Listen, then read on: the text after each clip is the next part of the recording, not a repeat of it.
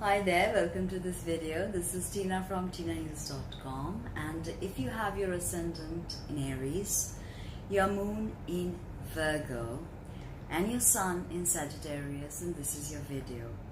So Aries is cardinal, fire, yang. Where sits your ascendant? Ascendant is a degree of your zodiac which is rising on the eastern side of the horizon at the moment of your birth, and the sign on which it falls is the rising sun.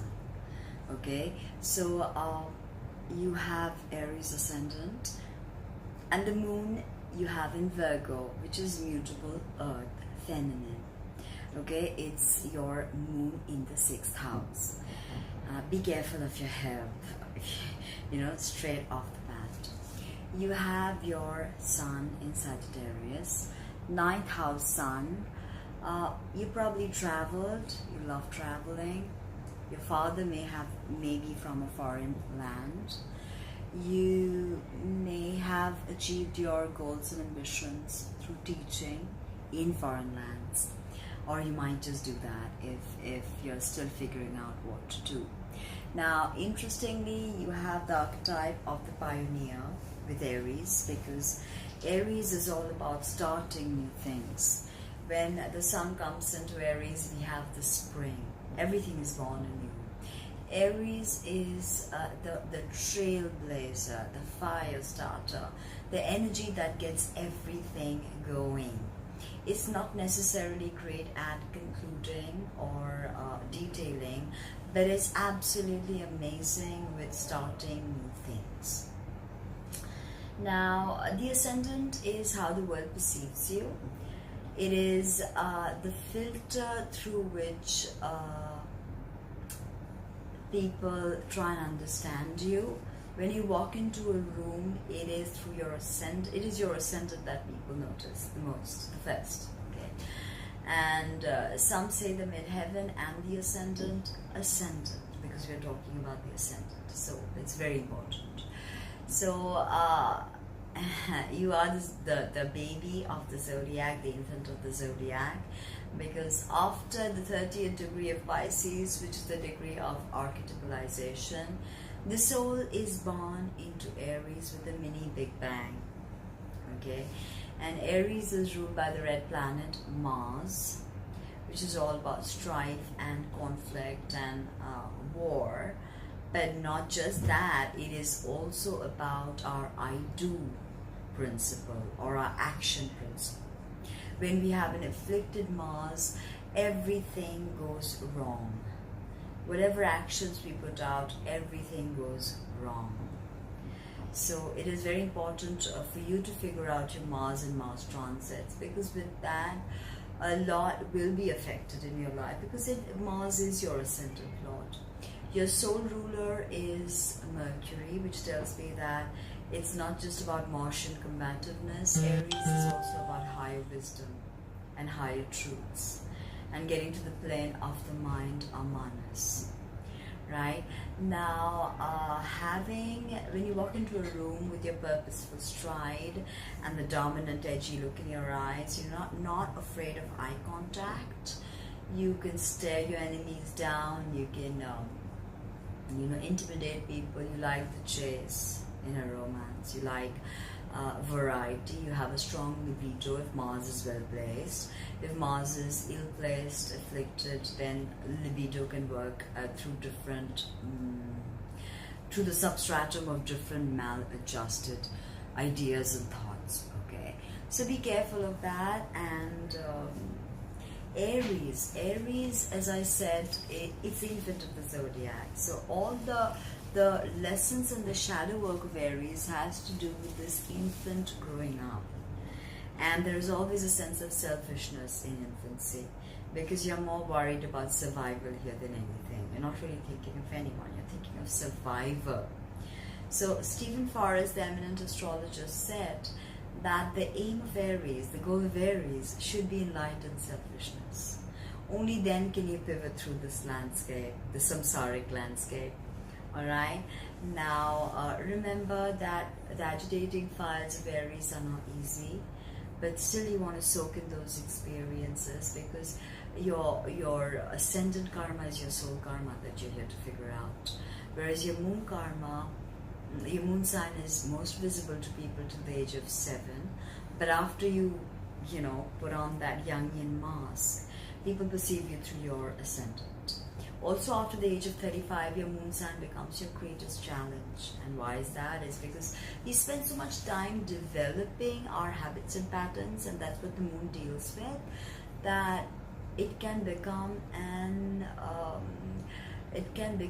impediment to our soul growth. Okay, it can become toxic.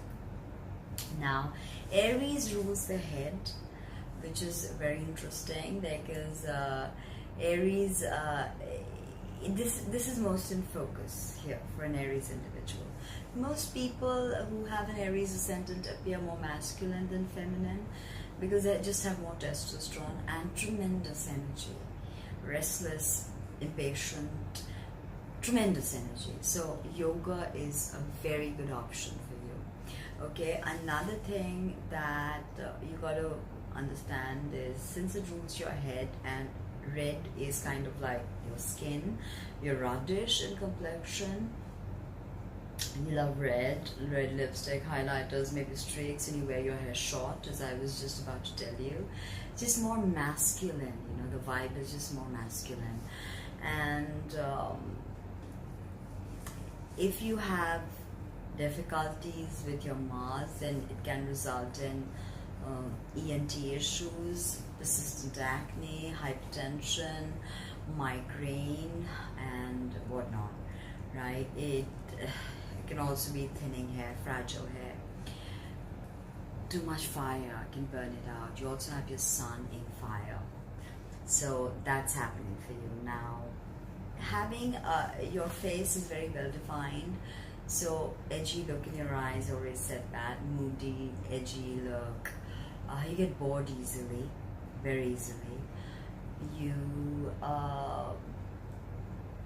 just like to dress up this part, even if you don't have, as I said, with difficult aspects, you can even wear glasses, have power. But you just like to slap on a pair of shades because you like to dress this part up. It's a big, big part of your identity. Okay, now you have Virgo in your 6th house. So say you have your Mars on conjunct your moon cusp, your 6th house.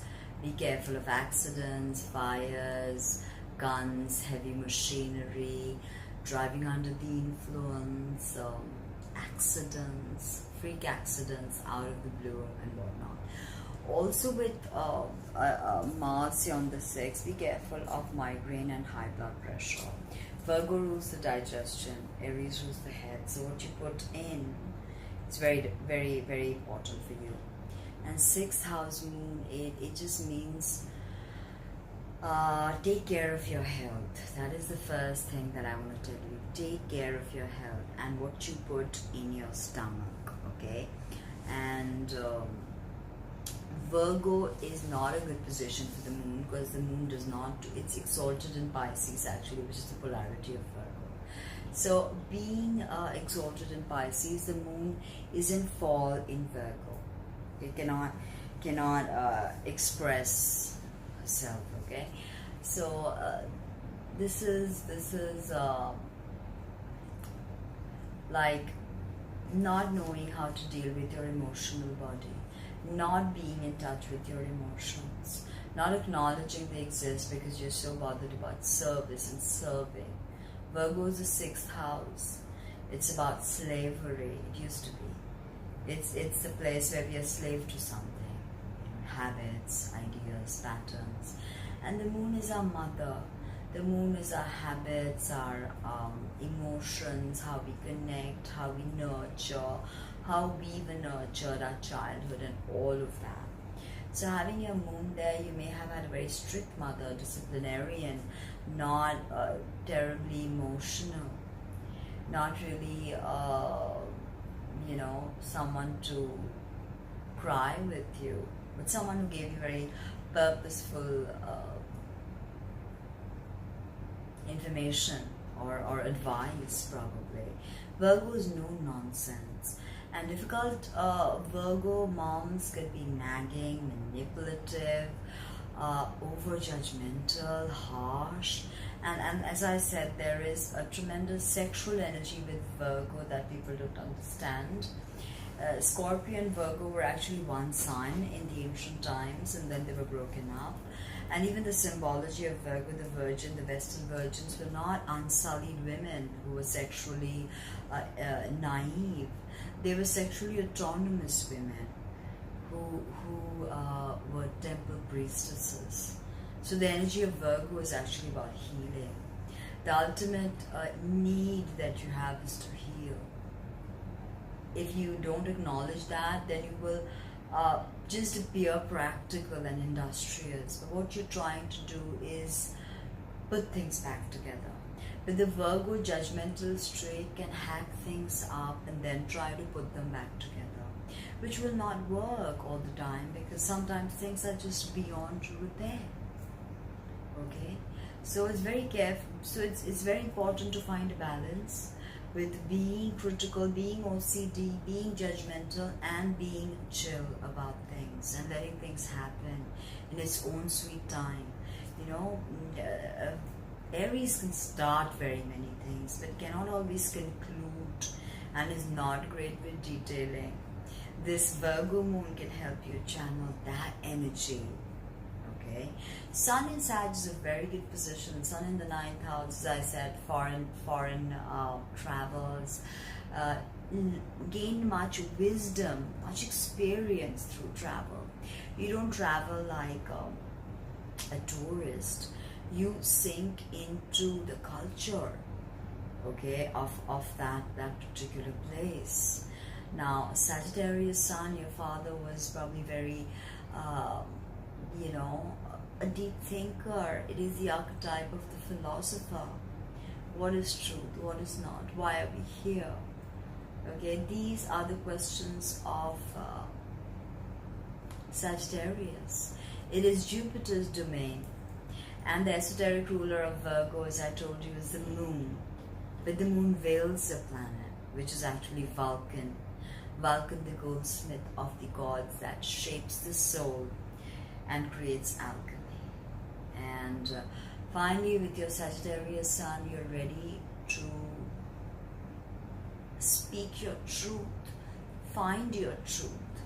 But with difficult aspects to your Jupiter Sun, you may develop a certain fanaticism, and you can become a bigot, because with Sagittarius, Aries, and Virgo, there can be this tremendous sense of, oh, I know what I'm saying, and my way or the highway. Sag Sun, you can be very blunt. This is mutable fire. So you've got mutable earth and mutable fire. So be careful of not being too impressionable or too swept away by an idea or certain things. If they are put to you in a particular palatable way, you will eat them up. Okay, so that is important to know when not to do that with your mutable energies at play. Okay, now Jupiter is about expansion. So you are very expansive, and the Sun is our goals, our ambitions, it's our father, it's how we create alchemy in the world. It's also how we want the world to perceive us. So having a Sag Sun, you want the world to see your open, liberal side. Okay, and they are usually very liberal, Sag, but they can even be conservative depending on their aspects. And then they can even be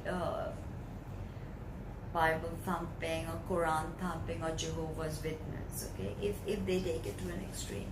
But remember, the glyph of Sagittarius is the arrow, okay, the part of the bow and the arrow, which means it is about aspiring towards a higher truth, aiming at the spiritual realms. Okay, because Sagittarius is definitely the most spiritual of the fire signs. So this is about higher wisdom, spirituality, and higher truths that the mortal world cannot always answer. That was a bit about Aries Ascendant, Virgo Moon, and Sag Sun. subscribe, please. Make it possible for me to do what I do. Visit my website www.tinahinsa.com.